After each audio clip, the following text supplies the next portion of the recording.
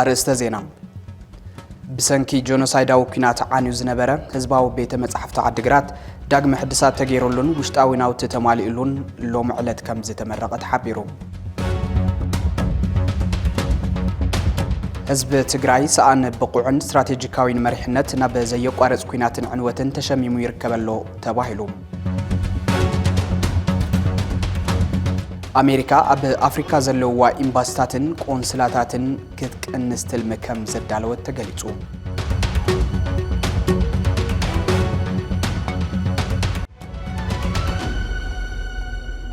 ጣና ያበላይ ክብራትን ክብራንን እዚ አገልግሎት ፈነወ ትግራይ ቲቢኤስ ቴሌቪዥን ካብ ቲቢኤስ ወርቃዊ ኩል ሻብ ሰዓትና ባኩም ነብሎ ዜና ብራኸ እንሆ ጀሚሩሎ ንሎሚ ግንቦት 25 2018 ዓመተ ምህረት ድማ ኣብ ዝተፈላለዩ ዓውድታት ዘድህቡ ሓደሽቲ ፍጻመታት ሒዝናልኩም ቀሪብና ኣለና ንስለም ክትታልኩም ብኽብር እንዳዓደምኩ ኣነ ናትና ይልፈለቀ ድማ ሓቢርኩም ክጸንሕ ፈለማ መልእኽቲ ቲቢኤስ ምድልዳል ማእኸልነት ንብሔራዊ ክብረት ሃለዋትን ድሕነትን ህዝብ ትግራይ ኣብ ግቡእን ሓላፍነትን ነብስ ወከፍ ወዲ ብሔር ክውሰን ጠንካራ ማእኸል ማለት እውን መንግስትነት ከም ዘድሊ ብተደጋጋሚ ዝተገለጸ ጉዳይ እዩ ኩሉ ናተይ ዝብሎ መንግስቲ እቲ መንግስቲ ይኹን ዝበለው ወፍሪ ብኩሉ ተቐባልነት ክረክብን ትግራይ ኣዚዛ ዓድና ፀዊዓ ዝብል ድምዳመ ቅቡልነት ክህልዎን ይገበር መጠሻን ድልዳለን መንግስትነት ኣብ ተሳትፎ ኩሎም ሓይልታት እታ ብሔር እዚ ምስረት ምዃኑ ስዒቡ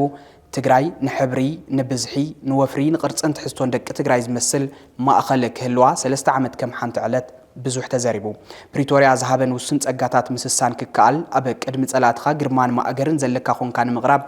ዝቐለለ ዝባንካ ክብድ ኢሉ ክረአን ምግባር ኣድላይ ነይሩ እዚ ምግባር ብሔር ካብ ፍርሰት ህዝቢ ካብ ጽንተት የድሕን ጥራይ ዘይኮነ ነቲ ኣብ መሪሕነት ዘሎ ሓይል እውን ስሙ ኣብ ድሙቕ መዝገብ ዘጽሕፍ ታሪኻዊ ኣጋጣሚ ነይሩ ባኺኑ መኺኑ በኒኑ በዚ ምኽንያት ድሕረ ፕሪቶሪያ ትግራይ ብጸቢብ ናይ መንግስትነት ናይ ቅልውላው መትረብ ተሓልፈላ እዚ ድማ ድሕንነትን ሕውየትን ዝግባኣ ትግራይ ኣብ ኣፍደገ ብተና ክትኣቱ ምኽንያት ኮይኑሎም ኣብ ውሽጣዊ ቅልውላውን ቀጻሊ ጥፍኣትን ዘላ ትግራይ ብዘይካ ንሕብሪ ንብዝሒ ንወፍሪ ንቅርጽን ትሕዝቶን ደቂ ትግራይ ዝመስል ማእኸል ምምስራት ዘላቐ ፍታሕ ዝርከቦ ኣይመስለን ንትግራይ ዝሓሊ ንትግራይ ዝመስል መንግስትነት ኣብ ምህናጽ ይረባረብ ምድልዳል ማእኸልነት ንብሔራዊ ክብረት ማሕበረሰባዊ ሓላፍነት ቲቢኤስ ናይ ሕጋውነትን ሓቆፋይነትን ሕቶ ዝለዓለሉ ዘሎ ኣብ ቀረባ ዝተጣየሸ ካቢኔ መንግስቲ ትግራይ በአባላቱ ተሪር ሕቶ እንትለዓለሉ ይረአየሎም ሓለፍቲ ኣብያተ ዕዮ መንግስቲ ቢሮታትን ዞባን ምሻሞም ዝፍለጥ እንትኾን ኣብ ነብሲ ወከፍ ኣባላት ካቢኔ ዝለዓል ሕቶን ርእቶን መዘራረቢ መራኸቢ ማዕኸናት ኮይኑ መጺሎም እዚ ካቢኔ እዚ መሰረታዊ ሕቶታት ትግራይ ብሰላማዊ መገዲ መምላስ ይኽእል ዶ ሓደ ካብቶም ሕቶታት እዩ ክንሰግረዲና ጸገምና ለሕዚ ብናማን ተሳጉርና ዲኹም ዝብል በቀደማ ሒዙ ናብ መጀመርያ መስከለና ሒዙ ካብ ዝጽበየሎም ካብ ዝጭነቆሎም ሓደ ዮም ዞም ካቢኔ እዚ ምጽዳስ ናው ንውርና ክንመጽእ ልትመጽእ ከሎ ከም ማእኸላይ ኮሚቴ ውድብና ቆሪጹ ሊተወግስኒ ሕዘው እዚ ተኣዩ ትዕኒኒ ዘብሎ ዘሎ ህዝቢ ትግራይ ይበኪ ዘሎ ሕዚ ሕዚ ክነሽም ከለና ብርግጽ ከም ውድብና ብመቕረባይነት ውድብ መቕረባይ ርእሰ ምሕዳር ይቐርብ ይብል ሕድሕድ ህይወት ታሪክ ከም ዝርዝራይ ንኽእል ብዝበለጸ ግን ከቃልስ ይኽእል ይኸውን ኢልኩም ርኢኹም ክትኾኑ ኢለ ይወስድ ኣብቲ ዝነበረ ዕንክሊል እናበለና ዝነበረ ኣባል ድማ ነባራት ካድረታትና ነባራት ኣባላትና ማእኸላይ ኮሚቴ ንብዙሕ ዓመታት ዝጸንሐ ጸገም ህዝቢ ትግራይ ዝፈልጥ ዝነበረ ግን ድማ ሕዚ ዕኒኒ እናበለ ድማ ህዝብና በኸየ ዝርኢ መሪሕነት ድማ ሕዚ እንደገና ኣብቲ መሪሕነት መጽኦም ኣለዉ ክንረይ ይግባአና ነይሩ ከመይ ኢሎም እዮም መጽኦም ዞም ኣካላት እዚኦም ኣብቲ ዕኒኒ ጸኒሖም ከሳግሩና ድዮም ብሓቂልና ዋላ ሓደ ክልተ ናበልና ክንርኢ ነርና እቲ ግዜ ዝዕድመና ኣይኮነን ሕዚ እቲ ግዜ ዝዕድመ ኣይኮነን ዝተኸበሩ ርእሰ ምሕዳር ግን ካቢኔ ኮይኖም ኣብ ትሕቲኦም ክኸዱ ብሓቂ ድዮም ገምጊሞም ርዮም ድዮም ከሳግሩና ድዮም ናነባዕና ዲና ክንነብር ናይ ደቂ ሰባት ኒና ናርኣና ንቕመጥ ናይ ደቂ ሰባት እንግዳ ዕድና ንርኢ ዘለናስ ናይ ህዝቢ ትግራይ እንግዳ ኢና ንርኢ ዘለና ዝብል ግን ኣነ ተመልሚልኩም ዘለኹም ማእኸላይ ኮሚቴ ንህዝቢ ትግራይ ክተሻግሩ ተባሂልኩም ብሓቂ ዲኹም ነፍስኩም ቀፊፍኩም መጺኹም ክተሳግሩና ዲኹም ዝብል ግን ኣብ ክሊ ከቢድ ጥንቃቄ ኮይና ኢና ንሪእኩም ዘለና ገርኒ መልመላ ብጣዕሚ ጽቡቕ እዩ ግን ኣብቶም ውድባት تململهم نيو بطعم صبق كوينو يجيني وحد يوم نوريتون هني مبل كلاي تمرتومي نورم معول قني قريو إيو إحنا عدنا خوينا أطاوينا خوينا وردنا خوينا بزحتو تخوينا نسمع ولا فتم تطقيمه من يو فتم تململهم نيو كور برزنتي نايكلنا قريوهم من يو تندخون قنتاتن بحالا أوزنا خزي ننورا دخون قنن بحالا سنمتعيون نيك أربعة تنكف تنكفيلا مسجزينا قلنا تنمعولات كم يكرتا قور لي معول قنومي تمرتامي قريويو نورم كيدوبون قريويو نورم دخنتقن نورا فالايقن والاي صغير قريوين قبعو نزي بيت مخريزي حقيقة نتصدق نقر يلي كماي كقروا له تايو احنا كو مسقواتها سقعتنا كو اينا نمثلنا موسوعات ولا نخفل لنا مسقواتها سقعتنا اينا من ينا نفول يلو من قد اينا سئنا نهنا زو مهراتي مرحتنا ايديهم سلازي بسرخ ترأيهم ديهم تساقرنا دهم بسرخ تساقرنا دهم نحنا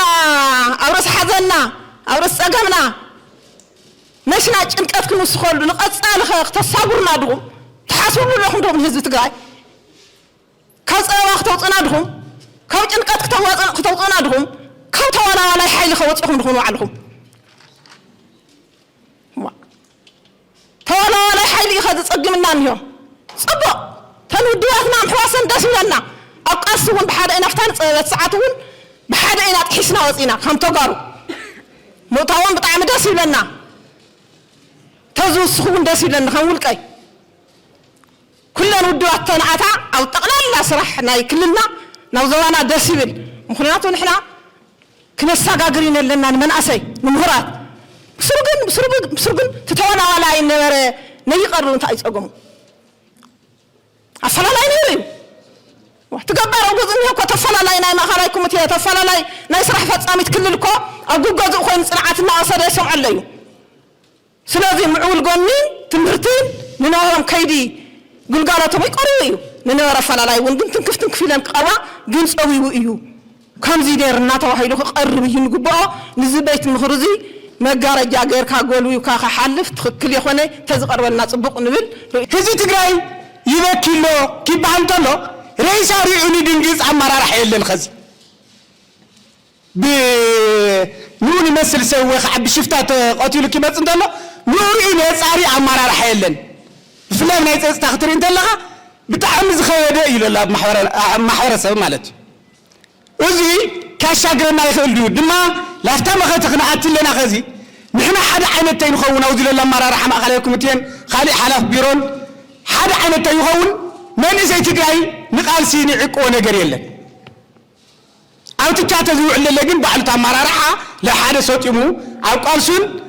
بسنكي جنوسايداوي كوينات عنيو زنبرة هزباو بيت مصحف تعدقرات داقم حدثات تغيرولون وشتاونا وتتمالئلون لوم علت كمز تمرقات حبيروم أتحبابار باهلن توريزمن كتما عدقرات يمانة تخل مريم مثل تكالنا أبز نبرو ناي سلكت آنحيت سقنا اتهزباو بيت مصحفتي بحاجزن متحببارن باباس كاتوليكاويت بيت كريستيان هاجر سبكت عدقرات بتو أبونا تسفى سلاسي مدهن كمز توقنا أبرهو بشحن شعاتي 295 عام تمرد بمتحببار منجس ايرلاندن أب سمين أمريكا بزنبرو قدوسات تقارون تسريحو أقلقلوت أنها بزنح إزهزباو بيت مصحفتي بسنك كوينات عانيو مصنحو ات بعالمويا حبيرو مس يمانا واقعنا لنا تخطاتيلنا الملس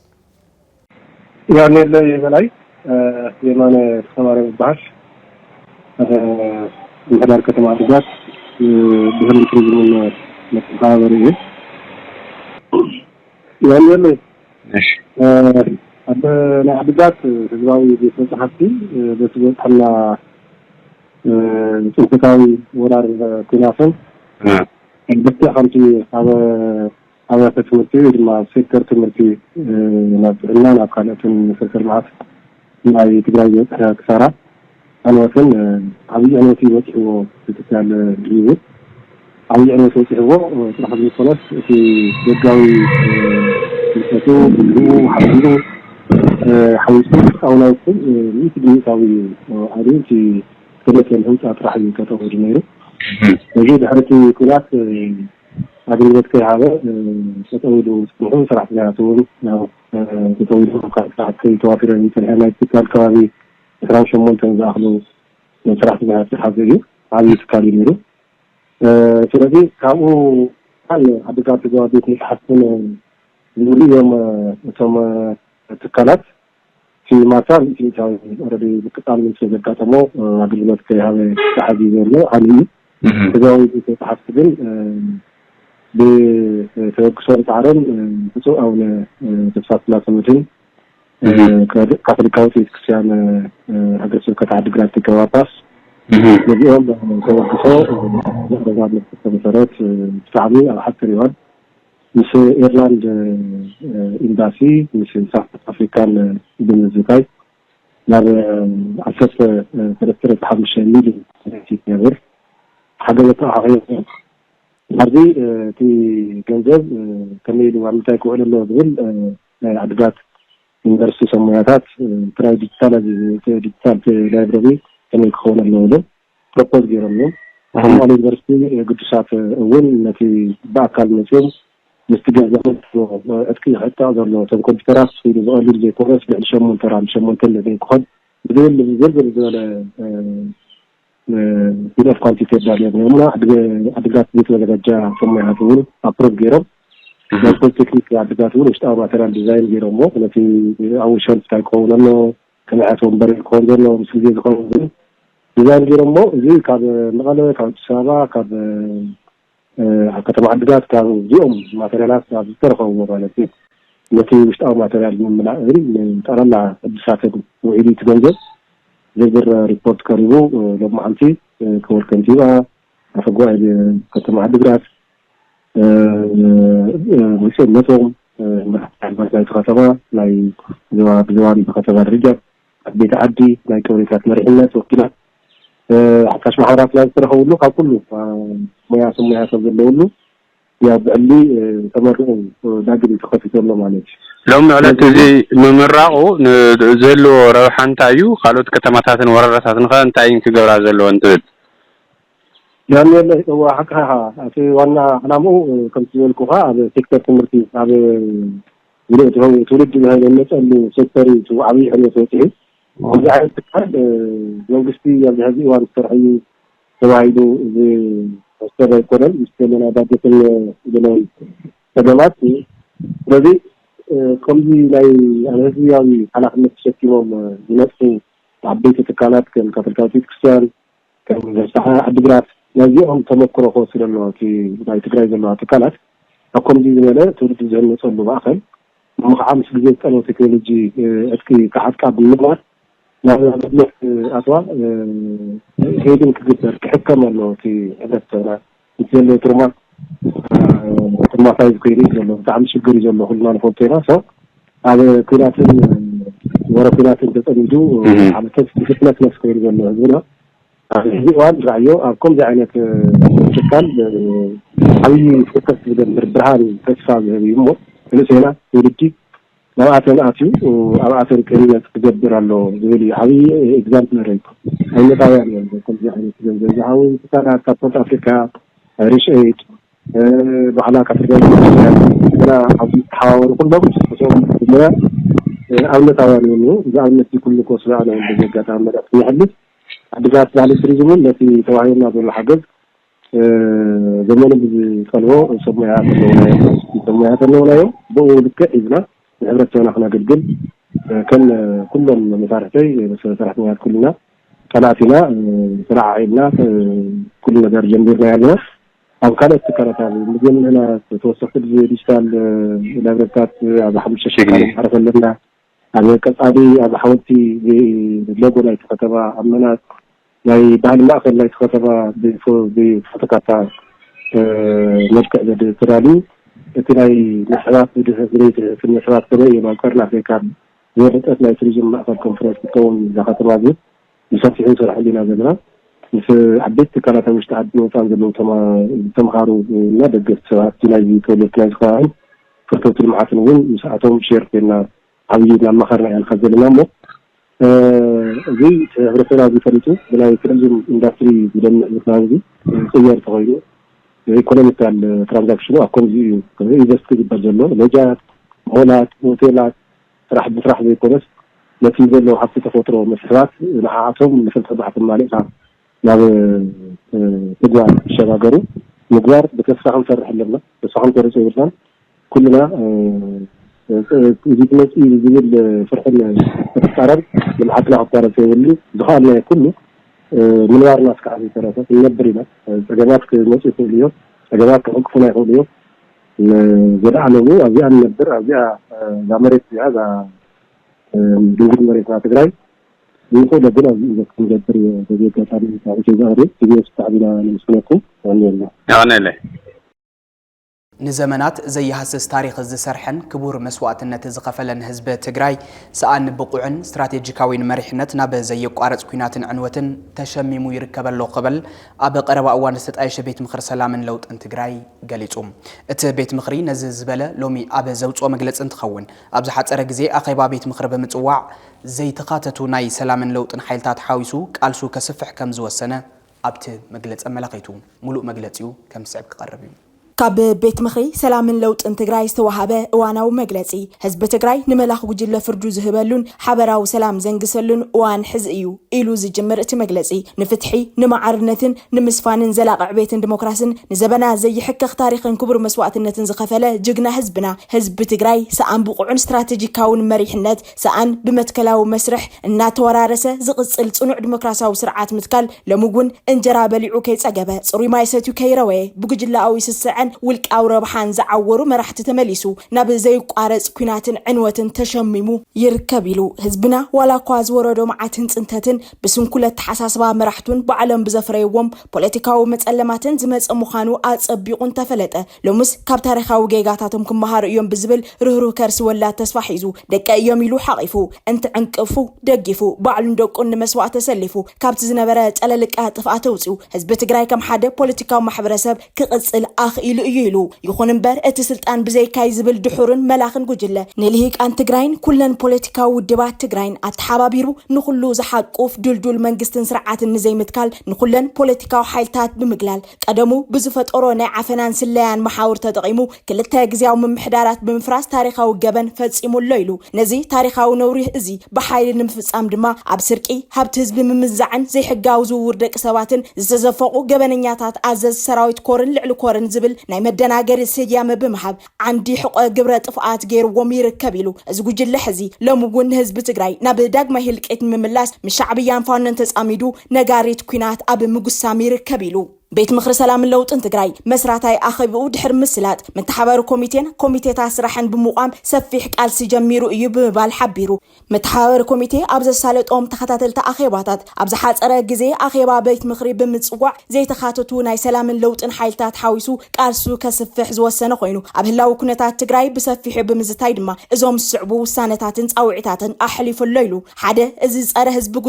ጉጅላዊ ስልጣኑ ንምቕጻልን ካብ ተሓታትነት ንምምላጥን ዝገብሮም ዘሎ ሓደሽ ሽሞታትን መንግስትነት ናይ ምቁጻር ምትዕራያትን ናብ ኩናትን ህልቂትን ዘእቱ ድሑርን ዘይሕጋውን መንቅስቃስ ብትሪ እናኾነና ብዘይንሕስያ ክንቃለሶም ምዃንና ነፍልጥ ኢሉ ካልኣይ ኣብ ልዕል መናእሰይ ትግራይ ዝካየድ ዘሎ ኢሰብኣዊ ጀምላዊ ግፍዕን ዓፈናን ብጥቅን ይኹንን ኢሉ ኩሉ ደላይ ለውጥ ዝኾነ ህዝብና አንጻር እዚ ፍንፉን ተግባር እዚ ብሓደ ድምፂ ክስለፍ ንጽውዕ ኢሉ ሳልሳይ በቲ ዓፋን ጉጅለ ምጸረ ትግራይ ሓይልታ ሻዕብያን ፋኖን ብድሕሪ ህዝቢ ዝተገበረ ናይ ጥልመት ጽምዶ ንህዝቢ ትግራይ ናብ ዝኸፈአ ሓደጋ ሞትን ህልቂትን ዘእቱ ስለዝኾነ ብትሪ እንቃለሶም ምዃንና እናገለጽና ህዝብና እውን ካብዚ ጽምዶ እዚ ባዕሉን ደቁን ንምድሓን ኣብ ጎንና ክስለፍ ንጽውዕ ኢሉ ራብዓይ መንእሰይ ትግራይ ተፈጥራዊ ኣመጻጽኣን ጉዕዞን እዚ ድሑር ጉጅለ እዚ ብዘይካ ኩናትን መኸተን ኣብ ሰላምን ልምዓትን ምንባር ስለዘይኽእል መንገዲ ድማ ብህዝቢ ዝተተፈአ ስለዝኾነ ልክዕ ከም ገይቱ ስርዓት ሻዕብያ ቤት ትምህርታትን ዩኒቨርሲታትን ብምዕጻው መንእሰይ ንምድንቋርን ዕድመ ስልጣንን ንምንውሓን ዝጥቀመሉ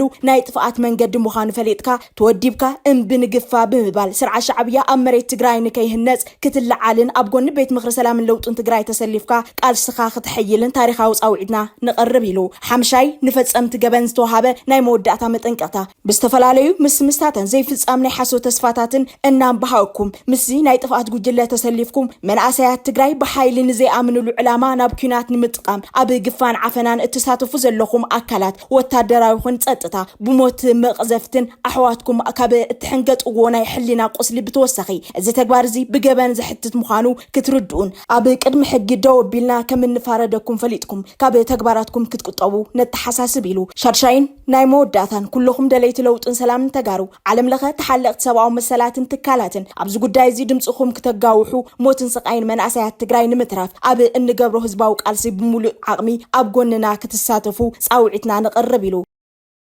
ውድብ ሕቡራት ሃገራትን ዓለም ለኻዊ ጥምረት ትካላትን ኣብ ሰለስተ ክልላት ኢትዮጵያን ውሽጣዊ ተመዛበልቲ ዝኸውን መዕቆቢ ንክህነጽ ጻውዒት ተቐሪቡ ውድብ ሕቡራት ሃገራትን ጥምረት ዓለም ለኻዊ ትካላትን ዝኾነ ክላስተር ምሕደራን ምውሃድን ማዓስከራት ኣብ ዘውጽእዎ ጥሙር ጸብጻብ ኣብ ክልላት ትግራይ ዓፋርን ኣምሓራን መዕቆቢታት ይኣርጉ ስለ ዘለው ክረምቲ ይመጽእ ስለ ዘሎን ሓደሽቲ መዕቆቢታት ንምህናጽ መፍትሕ ሓሳብ ኣቕሪቦም ኣብ ኢትዮጵያ ኣብ 2026 ዘሎ ሰብኣዊ ኩነታት ብሰንኪ ኣብ ዝተፈላለዩ ዞባታት ዘሎ ጸጥታዊ ብድሆታት ምቅያር ለውጢ ኣየር ከምኡ እውን ንነዊሕ እዋን ጸንሐ ተደጋጋሚ ምምዝባል ተመዛበልቲ ከይጋደድን ተሓሲቡ ዝተኣመተ ውሳነ ከም ዝኾነ ክረምቲ እናቐረበ ምስከደ ድማ ተቃላዕቲ ማሕበረሰባት ሕጽረት ኣገልግሎት መጽለሊ ከየጋጠሞም ካብ ስግኣት ዝመንጨው ውሳነ ከም ዝኾነ ተገሊጹ ክላስተር ሰብኣዊ ረድኤት ኣብ ክልላት ትግራይ ኣምሓራ ኦሮሚያ ዓፋር ሶማልያን ቤንሻንጉል ጉሙዝን ተመዛበልቲ ዝርከብሉ ከባቢታት ብደረጃ ሰብኣዊ ሓገዝን ዝርግሐ መጽለልን ስክፍታታት ጸጥታ ከምኡ እውን ሓፈሻዊ ምንቅስቃስ መሰረት ብምግባር ቀዳምነት ዝሓትትን ካልኣይ ደረጃ ምላሽ ዝሓትትን ኢልካ ብምፍላይ ከባቢታት ብምምቅቃል ኣብ ክልተ ምድብ መቂሉ ንተኸላ መዕቆብ ዝኸውን ኣመተ ተቐሚጡ በዚ መሰረት ተመዛበልቲ ዝርከባለን 20 ወረዳታት ቅልጡፍ ምላሽ ከም ዘድልዮም እንትግለጽ 40 ወረዳታት ድማ ካልኣዊ ምላሽ ኮይነን ተለለየን ኣለዋ ኣብ ትግራይ ኣምሓራን ኦሮሚያን ብሰንኪ ንነዊሕ እዋን ጸንሐ መፍትሒ ዝተሰኣኖም ምዝባል መጽለልታት ክሕደሱ ዝቐረበ ሓሳብ ሃፍቲ ሰብኣውያን ትካላት ከም ዝሓትት ይግለጽ ኣሎ ኩነታት እናተበላሸወ ይኸይድ ስለ ዘሎ ነቲ ጸገም ዝወሃብ ዘሎ ምላሽ ትሑት ስለ ዝኾነ ቀዳማይ ደረጃ ምላሽ ኣብ ዝጠልባ ፍሉይ ትኹረትን ወፍርን ከም ዘድሊ ተገሊጹ በሚልዮናት ዝቁጸር ተመዛባላይ ትግራይ ብሰንኪ ኣብ መንግስቲ ፌደራልን ውድብ ሕወሓትን ዝተፈጠረ ውጥረት ዕልባት ከይረኸበ ነዊሕ ከይድሎም ክልተ ጊዜያዊ ምምሕዳራት ከይፈጸምዎ ዝተረፈ እዚ ከቢድ ዋኒን ተመዛበልቲና በመረበቶም ከይተመለሱ ሻድሻይ ክራማት ይጽበዮም ኣሎም ክቡራትን ክቡራንን ኣብ ጉዳይ ተመዛበልቲ ኣብ ሕሉፍ 2 ዓመት መራሕቲ ትግራይ ዝበልዎ ብውጽኢት ዘይተደገፈ ዘረባ እንታይ ይመስል ቲቢኤስ ዘዋደዶ ቃል ተኸታቲልና ንመለስ ኣበሸንዳ መርድእ ኣሞ እስካዜት ሓድረሉ ይኸብድ ከቢድ ብጣዕሚ ዘይፈልጥ ርእሱ ዘይብሉ ግን ኣይጨንቀን ኣይግድሽን ንበዓል ቁስሊ ግን ከቢድ ብጣዕሚ ኣብዚ ሎሞ ደቂ ሰብዓ ደቂ ስሳው መርድእ ናይ ደቆም ህዝቢ ትግራይና ከይትውረስ ህዝቢ ትግራይና ከይትቁረስ ኢሎም ዝኸደን ሃገር ሎሚ ኣብ ዘበሸንዳ ኮይንካ ባ ከቢድ ባ ትሕዳ ኣብ ብላዕሊ ዝገሄር ይውረደልና እንታይ ሞ ንገብር ንሕና ዳ ጨኒቁና ለይትን ቀትርን ተኸፊልና ንሓድር ኣለና ኣወራ ምጥቃስና ወራ ምኽያድና ወራ ንሞት ኣለና ሓምሻይ ክረምቲ ተኸሪምና ዳ ንሞት ኣለና እንታይ ጥሜት ተስግረና ኣስጉርና ንብል ንሕና ዳ ኣይሞ እዚኣሞ እንታይ ፀጊሙና ኮፊና እኒሄ ብሕማም ብጥሜት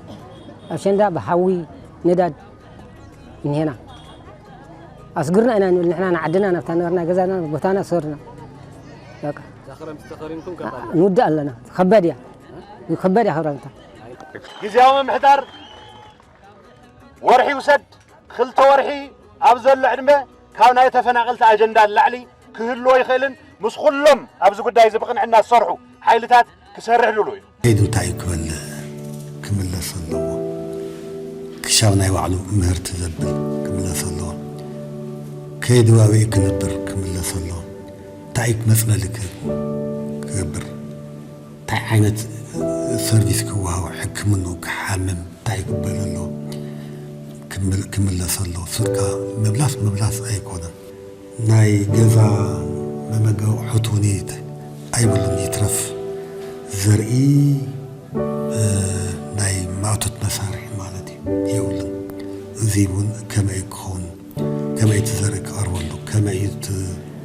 ሕርሽኡ ክሕረስ ስለዚ እንታይ ዓይነት ክስታይ ኣለዮ ከይድ ካብኡ ኣብ ፀገም ምእታው ኣይኮነ ከይዱ ናብ ስሩዕ መናወር ናይ ስሩዕ ማእቶት ክኸይድ ከም ዘሎ ሓሲብና ክንነብር ዘለና ስለዚ እቲ ምብላስ እዚ ሒዝካ ምስ ህዝቢ ምርድዳእ ጌርካ ክበል ክፍፀም ክስራሕ ዘለዎ እዩ ክኸውን ናይ ውድብና ሃለዋት ዝምልከት ዘሕስበካ ምዃኑ ኣልዒልካ ኣለኻ ብጣዕሚ ዝገርም እዩ ኣብ ኩሎም መድረኻት ዝተመዛበለ ህዝብና በይኑ ይኹን ምሰብ ከከባቢኡ ዘሎ ህዝቢ ክነማይት ከለና ከም ውድብ ብዛዕባ ሽግሩ ብዛዕባ መከሩ ብዛዕባ ዝነብሮ ዘሎ ሕሱም ናብራ ይዛረብ እዩ ግን ንቅድም ውድበይ ተሃልወለ እዩ ናብ ቦታና ክንምለስ እውንስ ውድብና ተሃልወልና ኢሉ ኩሉ ግዜ ዝቐርብ እዚ ኣብ መንጎት ህዝብን ኣብ መንጎት ህዝብናን ኣብ መንጎ ህዝብናን ኣብ መንጎ ውድብናን ዘለዎ ምትእስሳር እዩ ዘርኢ እዚ ባሕር እዚ እዚ ህዝቢ እዚ እንድሕር ዘይሃልዩ ተፈላሊና ፖለቲካዊ ቃልሲ ንምግባር እውን ዕድል የብልና ህዝብኻ እንትነብር እዩ ዝተፈላለዩ ፖለቲካዊ ተሓሳስባታት ሒዝካ ክትቃለስ እውን እትኽእል ህዝቢ ኣብ ዘይብሉ ዓዲ ፖለቲካ የለን ህዝቢ ኣብ ዘይብሉ ዓዲ ዝተፈላለዩ ሓሳባት ክህሉ ኣይኽእሉን ስለዚ ናብዚ ንመለስ ኣብ ዝተፈላለየ ደረጃ ዘለና መሪሕነት ትግራይ እውን ኣብ ዝኾነ ኣብ ፖለቲካ ኣብ ማሕበራዊ ኣብ ግዝያዊ ምምሕዳር ኤኒዌር ዘለና ተጋሩ ዘለና ኣመራርሓ እውን ካብ ካልኣይ ደረጃ ንውፃእ ናብ ቀዳማይ ደረጃ ንምፃእ ካብ ሕቱኽቱኽ ንውፃእ ኣብ ቀዳማይ ደረጃ ንውዓል እዚ ህዝቢ እዚ ካብ መከራ ክነውፅኦ ንኽእሎ ንፅዓት ህዝብና እንተሒዝና ከዓ ዘይከኣል ነገር የለን ሓድነትና ንሓሉ ሓድነትና እንተሓሊና ፀገማት ትግራይ ክፍትሑ እዮም ዝተመዛበለ እንተሰደደ እውን ይፍለጥ ማለት እዩ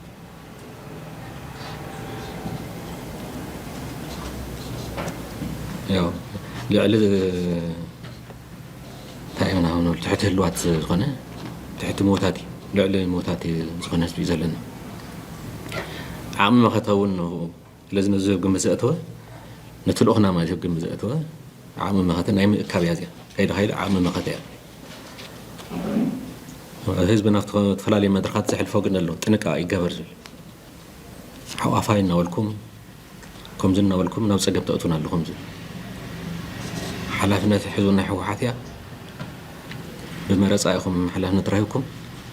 ሙሉእ ሓላፍነት ወሲድኩም ከስቶ ኣትዩና ከስቶ ከምዚ ገይሩና ናብ ትልክት ኮደ ይብልኩምን ጥንቃቄ ገበሩ ኢሉ ብጥንቃቄ ዓዋፋይ ዝኾነት ካቢነ ትጣየሽ እያ ኣብ ትግራይ ኣጋጢሙ ዘሎ ኩሉ መድያዊ ቅልውላው ንክእለይን ኩናትን ወረ ኩናትን ጠፊኡ ብሰላማዊ ንፋስ ክትከኣን ኣብ ምእካብ ዓቕሚ ተጋሩ ትኹረት ምግባር ከም ዝግባእ ብተደጋጋሚ ይዝረብ ኣብ ዝተፈላለዩ ክፍለ ዓለማት ዘለው ተጋሩ ፃውዒት ዘተን ሰላማዊ ቃልስን ይቕርቡ ኣብ ዘለውሉ እዋን ፖለቲካዊ መድረኽ ትግራይ ናብ ካልእ ፀፍሒ ይቕየር ኣሎ ትግራይ ምድሓን እትኽእለሉ ብሕታዊ መገዲ ዘተን ምርዳእን ልዝብን ኮፍ ምባልን እምበር ተኹስን ጎነፅን ዘይምዃኑ ትካልና ብተደጋጋሚ ዝሰርሕሉ ዘሎ ኣጀንዳ እዩ እዚ ዝስዕብ ዝተዋደደ ትሕዝቶ ሰላም ቀይሕ መስመር ህዝቢ ትግራይ ናይ ምዃኑ ዝገልጹ ወገናት እኩብ ትሕዝቶ እዩ ተኸታቲልና ንመለስ እቲ ስድራ ስውና ደቂ ስዋዕትና ኣደ ስዋዕት ትጋራት ዓላሲ ብቃልሉ ጠጠው ክብለልና ኢና ድሌትና ትናማ እንታይ ዓይነት ፀገም የብፅሐልና ኣሎ ንሕማም ንቃላዕ ኣለና ሰብ እንተዘይበሊዑ ኩሉ ሻዕ ሕሙም እዩ ሓሚምና ንሕከመሉ ቦታ ያለ እንቶም እንጀታት እውን ከይዶም እዮም ንሕከም ደሞ ብዚ ሎሚ ግዜ ኣብ ከተማ ኣቲኻ ኣብ ዓይደር መድሓኒት የለ ኣብ መቐለ ሆስፒታል መድሓኒት የለ ተመርሚርካ ኣብ ደገ ግዛእ እዩ ዝበሃል መግዚ የብልና ንሕና ተፈናቀሊና ንሮና ገዲፍና ዝመፃና ህዝቢ ኢና ደቅና ንኸዱ ክነምህረምና ደለና ሰኣን መምሃር ጠጠው ኣቢልና እዮም አንዱ ዓለት ተስዓይነውኒ ዓስራይነውኒ ቆሎነውኒ ሰኣን መምሃር ግን ጠጠው ኣቢለ እዮም ሓደ ዓስራይ ህዝቢ ክመሃርና ዓም ጠጠው ኣቢለ እዮም ሓንቲ እኒኣ ህዝቢ እውን ዓስራይት መምሃር ጠጠው ከብላ እያ ምክንያቱ በጀት የብሉ ድበሃሉ ግዜ በፂሑ ኣብ ተመዛባሊ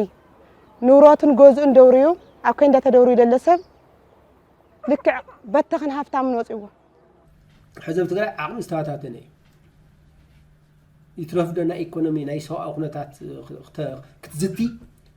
የለን ባዕሉ ንባዕሉ ኣብ ዘይከባበረሉ ዘይዳማመፀሉ ምዕራፍ ኢና ዝኒአና ስለዚ እዚ ሓደ ሮድማፕ ክኸውን ይኽእል እዩ ኢኮኖሚ ከመይ ኢና ክንሓውን ንኽእል ሓደ ሚልዮን ህዝቢ ንሓምሻይ ክረምቲ ኣብ ቸንዳ ኣብ ዝነብረሉ ንሕና ግን ጣጣና ኣብ ካሊእና ከምዚ ዝመሰለ ገዚፍ ጦርነት ዝነበረን ዓድታት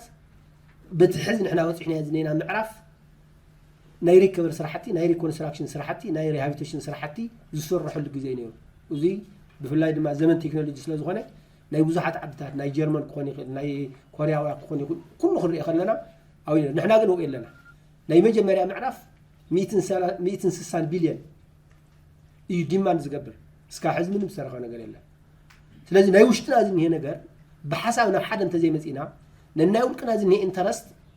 ናይ ውልቅና ኣጀንዳ ጌርና ኣብ ናይ ህዝቢ ትግራይ ናይ ሓባር ስራሕ እንተዘይሰሪሕና ትግራይ ክሓወ ይኽእል እንዲያም ብዝገደደ እናተበታተነ ዝኸይድ ዝኾነ ስለዚ መጀመርያ ዘውዝኒ ሓሰብ ካብ ዝኾነ ይኹን ኢኮኖሚ ድሕር ኮይና ብኢኮኖሚ ጀሚርና ብኢኮኖሚ ክንውዳእ ኣለና ፖለቲካዊ ጉዳይ እንድሕር ኮይና ብፖለቲካ ጀሚርና ብፖለቲካ ክትውዳእ ክትክእል ኣላ ማሕበራዊ እንድሕር ኮይና ብማሕበራዊ ጀሚርና ብማሕበራዊ ክትውዳእ ክትክእል ኣላ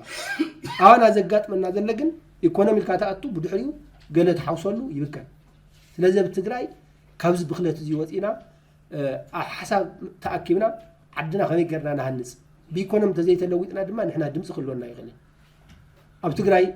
ሰብ ናብ ስደት ዝኸደሉ ብዝተፈላለየ ሚድያ ሪኢኹምኩም ኣብ 2016 56,000 መንእሰይ ናብ ስደት ከይዱ ኣብ ትግራይ መማረፅ ስለዘየለ ይኸይዱ ኣብ ትግራይ ምዕሩይን ምቹ ባይታን ስለዘየለ ይኸይዱ ብርክት ዝበሉ መድረኻት ኣብ ዙርያ መዋፅኦ ትግራይ እንዳተኻየዱ ምምፅኦም ዝፍለጥ እዩ ብርክት ዝበሉ ሓሳባት ትግራይ በዚ መንገዲ እዚ እንተሰገረት ዝሓይሽ ዝብል ሓሳብ ካብ ዝተፈላለዩ ኮርናዕ ካብ ዝተፈላለዩ ወገናት ትካላት ይመፅእ ሓግዩ ኸሪሙ እዩ እንተኾነ በቲ ዝድለን ናይ ማን ከሳግር ብዝኽእል መንገድን ኣብታ ንብህጋ ትግራይን ዕፃን ክንበፅሕ ይከኣልናን ሕዚ እውን ኣገዳስነት ምምኻር ኣገዳስነት ምሕባር ኣገዳስነት ምስጋር ተባራዓይ ኣጀንዳ እዛ ብሄር ኮይኑ ይቕፅል ኣሎ ተጋሩ ዘይከም ታሪኽናን ብራኸናን ዘይከም ባህግናን ተስፋታትናን ዘይከም ትፅቢት ሓውን ጓናን ብውሽጣዊ ሓደገኛ መንገዲ ምብትታን ብደገ ኣብ ጥይት ኣልቦ ፅንታ ስለ ዘለና ግድን ክንመክር ኣለና ተጋሩ ጥይት ዝእክበና ፀገም ብድሆን ፅንታን ፀላም ንግሆን ዘርበበና እምበር ኣብ ሰላማዊ መድረኽ ዘይንራኸብ ብህዱእ ልቦና ዘይንላዘብ ኣብ ብሄራዊ ሕውነት ስምረት ዘይንዋሰብ ሰብ ሕማቕ ታሪኽ ከይንኸውን ምእንታ ግድን ክንሓብር ኣለና ተጋሩ ሰብ ውሕድ ህዝቢ ሕዚ ድማ ብፅንታዊ ኩናት ዕርዩ ዝተቐነሶ ሰብ ንኡስ መሬት ሕዚ ድማ ኢድ ወራሪ ዝሓርሶ ሰብ ዘይርጉእ ፖለቲካዊ ዞባ ሓያል ዘበለ ኩሉ ዝጥምቶ ሰብ ዘይስልጡን ብሓይሊ ነገር ምዕራይ ዝለመደ ባህል ፖለቲካ ዘለና ኣካላት ብምዃንና ምኽንያት ብሄር ካብ ዝዕኑ ገደል ንምውፃእ ናይ ግድን ኣብ ማኣዲ ዘተ ኣብ ማኣዲ ምርዳእ ክንራኸብ ኣለና ኣብ ኣዲስ ኣበባ ብኩዌንቴት ኮሚቴ ዝተዳለወን ኣብ ፖለቲካዊ መጻእ ሱዳን ዘተኮረ መድረኽ ከም ዝተሰረዘ ተገሊጹ ኣብዚ ሰሙን እዚ ክካየድ ተመዲቡ ዝነበረ እዚ ወሳኒ ዝተባሃለሉ ናይ ምክክር መድረኽ ኣብ መንጎ ተሳተፍቲ ጉጅለታትን ተሓለቕቲ ትካላትን ብዛዕባ ውክልና ብዝተፈጠረ ምስሓብ እቲ መድረኽ ንዘይተፈለጠ ግዜ ክናዋሕ ከም ዝኸኣለ ተሓቢሩ ሱዳን ትሪቡን ከም ዝጸብጸቦ ዕለተ ረቡዕ ኣብ ኣዲስ ኣበባ ኢትዮጵያ ክካየድ ተመዲቡ ዝነበረ ኣኼባ ርኡይ ዕንቅፋታት ከም ዘጋጠመ እዩ ሓቢሩ ዘሎ ኣብ መስርሕ ሽምግልና ዝተመስረተ ፖለቲካዊ ተዋሳእቲ ሱዳን ናብ ሓደ ንምምጻእ ንነዊሕ እዋን ዝጸንሐ ጎነፅቲ ሃገር ንምውጋድ ኣብ መጻእ ፖለቲካዊ መስርሕ ዘሎ ፍልልያት ንምጽባብ ዝዓለመ እዩ ነይሩ ተባሂሉ ምስቲ መደብ ቅርበት ዘለዎም ምንጭታት ንማዕኸናት ዜናይ ሓቢሮም ለይ ዝበለ ሱዳን ትሪቡን ሕብረት ኣፍሪካ በዓል ኢጋድን ሊግ ዓረብን ኣብ ኣቃውማን ብዝሕን ልኡኻትን ንዝተፈላለዩ ተሳተፍቲ ጉጅለታት ዝተመደበ ሬሾ ኣብ ሓይልታት ተቃውሞ ዝተልዓለሉ ዛዕባ ምዃኑ ተፈሊጡሎም እዚ ክርክር እዚ እቲ ኣኼባ ከምቲ ዝተሓሰበ ክቕፅል ድዮ ይቕፅልን ዝብል ሕቶ ከም ዘልዓለን ኣዳለውቲ ድማ ነቲ ናይ ምክክር ግዜ ናይ ምንዋሕ ተኽእሎ ከም ዘሎን ብንጹር ገሊጾም ወሃቢ ቃል ጥምረት ታሲስ ኣሕመድ ቱጎድ ሊሳን እቲ ጥምረት ኣብቲ ኣኼባ ንክሳተፍ ዕድመ ከም ዝበፅሖን እዚ ኣጋጢሙ ዘሎ ምትእጉጓል ኣብ መንጎ ዕጡቃት ሓይልታት ሱዳንን ቅልጡፍ ደገፍ ሓይልታት ሱዳንን ዘሎ ግጭት ንምቁራፅን ቅልውላዊ ምሕደራ እታ ሃገር ንምፍታሕ ብሱዳን ዝምራሕ ፖለቲካዊ ዘተ ምስ ዞባውን ኣህጉራውን ተዋሳእቲ ዳግማይ ንምጅማር ኣብ ዝካየደሉ ዘሎ እዋን እዩ ተባሂሉ ካብ ዜና ወፃኢ ኣሜሪካ ኣብ ኣፍሪካ ዘለዋ ኤምባሲታትን ቆንስላታትን ንክትቀንስ ትልሚ ከም ዘዳለወት ተገሊጹ ሚኒስትር ጉዳያት ወፃኢ ኣሜሪካ ናብ ኣሜሪካ ንምጓዓዝ ቪዛ ንዝሓቶ ኣፍሪካውያን ወጻተኛታት ኣብታ ኣህጉር ንዝርከቡ ኤምባሲታትን ቆንስላታትን ብልዑል መጠን ክቕንስ ምዃኑ ኣፍሊጡ ኣሶሺየትድ ፕረስ ካብ 3 ሰብ መዚ ኣሜሪካ ረኺበዮ ካብ ዝበለው ሓበሬታ ብምብጋስ ኣብዚ ሕዚ እዋን ልዕሊ 50 ዝኾና ናይ ቪዛ መመልከትታት ዘቕርባ ዘለዋ ሃገራት ናብ 20 ክወርዳ ምዃነን ኣፍሊጡ እቲ ለውጢ ዝግበረሉ ትክክለኛ መዓልቲ ዋላ እኳ እንተዘይተፈለጠ ኣብ ዝቕፅሉ ኣዋርሕ ናብ ተግባር ከም ዘሰጋገር ጸብጻባት ኣመላኺቱ ከም ገላልጻት ጸብጻብ እተን ክፍቲ ኮይነን ዝቕፅላ ኤምባሲታትን ቆንስላታትን ከም ዝተመመያን ካብኣተን ድማ አቢጃን ኮት ዲቫር አክራ ጋና አዲስ አበባ ኢትዮጵያ ኬፕ ታውን ደቡብ አፍሪካ ዳካር ሴኔጋል ዳሬ ሰላም ታንዛኒያ ጅቡቲ ጆሃንስበርግ ደቡብ አፍሪካ ካምፓላ ኡጋንዳ ኪጋሊ ሩዋንዳ ኪንሻሳ ኮንጎ ሌጎስ ናይጄሪያ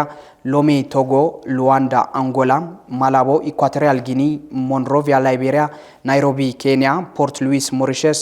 ፕራያ ኬፕ ቨርዴ ኢሉወን ያውንዴ ካሜሩን ከም ዝኾና ተሓቢሩ እዚ ስጉምቲ ዝተወሰደ ስደተኛታት ንምፍላይን ጥብቂ ቁፅፅር ንምክያድን ዝዓለመ ከም ዝኾነም ተሓቢሩ ኣብቲ ሓዱሽ ማእኸል ሕጊ ዘይተኻተተ ዓድታት ቪዛ ንምርካብን ናብ ሓደ ቦታ ጥራይ ምጉዕዓዝ ዘኽእልን ከም ዝኾነም እዚ ድማ ብዙሕ ወፃእን ከቢድ ፈተናን ከስዕብ ከም ዝኽእል ስክፍታታት ይግለጹ ኣለዉ ኣብ መወዳእታ ዜና ቲቢኤስ ቲቪ ስሩዕ ፈነወ ካብ ዝጀመረ ልእዋን ፈሊሙ በቦርሑ ፍሉይ ናይ ትኹረት ኣንፈትና ነፀረ ዜናን መደባትን ቀሪጹ ኣብ ምፍናው ምጽኑሕ ይዝከር እዚ ሒዝናይ ዘለና ወርሒ ግንቦት ኣብ ትግራይን ዝሓለፉ 5 ዓመታት ዝቐጸሉ ዓበይቲ ህዝባዊ ጸገማት ሕዝውን ስፍሓትን ዕምቆትን ወሲኾም ይኸዱ ምህላዎም ስዒቡ ይፈርድ ዘሎ ክብሪ ብሄር ይሃስስ ዘሎ ድሙቕ ታሪኽን ይብተን ዘሎ መንነታዊ ባእታን ስጋኣት ኩናት ተሓዊስዎ ክፈጥሮ ዝኽእል ውድቀት ኣብ ምእራም ዘድህበ ኮይኑ ናህሪ ኩናት ንምክልኻል ባይታ ሰላም ንምስፋሕን ክምቹ ኣብ ምእካብ ዓቕመን ምክልኻል ከፋፋለ ሓሳብን ክጽመድን እዩ ባህሪ ልሂቃንን ፖለቲከኛታትን እታ መንግስትነት እትጠልብ ዘላ ትግራይ ጸገም ትግራይ ኣብ ትግራይን ብደቂ ትግራይን ኣብ ክንዲ ንምእላይን ምፍታን ሕቐተረኻት ገሊኡን ሰሜን ገሊኡን ደቡብ ተፈናጭሉ ናህሪ ፖለቲካና ብተኽንታት ተቃርኖታትን ረብሓ ህዝቢ ሒዞም ዝኸድዎ ነጻትን ዝግለጽ ኮይኑሎም ኣብዚ ከምዚ ዝበለ ምፍንጫል ምትኻን ምድፍፋእን ጸገም ምሕደራን ካብ ውልቀ ሰብ ክሳብ ትካላት ዝረአ ዘሎ ሰፊሕ ናይ ፍርሰትን ብኽነትን ሓደጋ ድምር ውጽኢቱ ምብዳል ረብሓ ህዝቢ ምጉዳል ክብሪ ብሄርን ኮይኑ እዩ ዝኸይድ ዘሎ ትግራይ ካብ ተኣትያቱ ዘላ ኩሉ መዳያዊ ጸገም ክትወፅን ህዝብና ናብ ግቡእ ክብሩ ክምለስን ኣብ መንጎ ኣሕዋት ዝህሉ ሰነያ በዚ ሓድነት ከሰስን ኣብ ዝገብሩ ተረኻት ኣድሂብካ ምስራሕ ኣድላዩ ይንብል ተረኽ ሚድያን ኮሙኒኬሽንን ንረብሓ ዓድን ህዝብን ብዝኸውን መገዲ ኣማዚንካ ብምምራሕ መጠሻ ህዝባዊ ባይቶ ትኹረቱ ናብ ዝገበረ ኣንፈት ቃልሲ ንምእታው ቲቢኤስ ጠቕላላ ዜናን መደባቱን በዚ ዝተቃነዩ ክገብር እዩ እዚ ፍሉይ ኣገዳሲ ኣጀንዳ እዚ ንሎሚ በዝዕ ሓሳብ ክነልዕሎም ትማሊ ምናልባት ናይ ባዕሉ ጽቡቕ ታሪኽ ነይርዎ ክኾን ይኽእል እዩ ኣብ 17 ዓመት ዕጥቃዊ ቃልሲ ትግራይ መሪሑ ዝዕወተ ሓይሊ ክኾን ይኽእል እዩ ነገር ግን እዚ ታሪኻዊ ቃልሱ ብዘይሮ ብዘራብሕ ብለህስስ መንገዲ ኩድኦ እኒኦ ኢለ እያ ደው ኢሉ ምሕሳብ ጌጋሲኡ ንወለዶ ክሕልፍ ናይ ትማሊ ጌጋታቱ ብሕድገት ክሕደግ እኳ ተኾይኑ ደው ኢሉ ብምሕሳብ ንትግራይ ንህዝባይ ዝጠቅም መስርሕ ኣምፅኡ ኩሎም ደቂ ትግራይ ተኣኪቦም ዝመኽሩላ ተነጋጊሮም ተረዳድዮም ተንዓንቶ ልሕና ብኸባቢ ምውዳስ ብትግራይ ምውዳስ ብኢትዮጵያ ምውዳስ እሱ መስርሕ እዩ ትመፍትሒ ኩልና እንነብረላ ትግራይ ምፍጣር ካብ ዝኾነ ለኦም እውን ጠቅም ትግራይ ግዜ ጥሮትኦም ሰላም ብሓርበኝነት ንነብሩላ ትግራይ ክፈጥሩ ፃውዒት የቕርብ ተለይ ኮይኑ ግን ግዜ ሃሙሉ ይቐርብ ለውጢ ናይ ግድን ክመፅእ ካብ ውሽጢ ይኹን ካብ ደገ ለውጢ ክመፅእ ምምፆ ይቐርብ ስለዚ ትልመፅእ ለውጢ ለኦም ኢንኮርፖሬት ዝገብር ለኦም ዝሓቁፍ ለጋሲኦም ዝቐፅል ክኾን ተኾይኑ ደው ኢሎም ብምሕሳብ ተፈላለያት ሓዲጎም ፃውዒ ኩሉ ደቂ ትግራይ ፀዊዖም ምክክር ክገብሩ ከዚ ለስግእ ለሎ ኩነታት ኩናት ከትርፉ ሓላፍነት ክስምዖም ይግባእ ልብል መልእኽቲ ኢለለኒ ፈኒል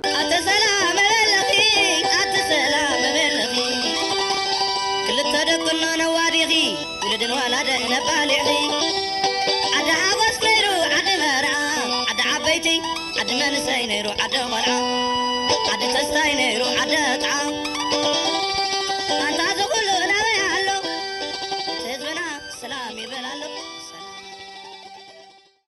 ክቡራትን ክቡራንን ንሎሚ ዘዳለናዮም ዜናታት ኣብዚ ዛዚምና ኣለና ምስ ዜናታት ሰዓት ሓቢርኩም ፀናሕ ኩናትና ይልፈለቀ ነይረ ሕዚ ድማ ምስ ዝተረፉ ምድላዋት ቲቢኤስ ቴሌቪዥን ሰናይ ፃንሒት ክኾነልኩም ይምነ ሰላም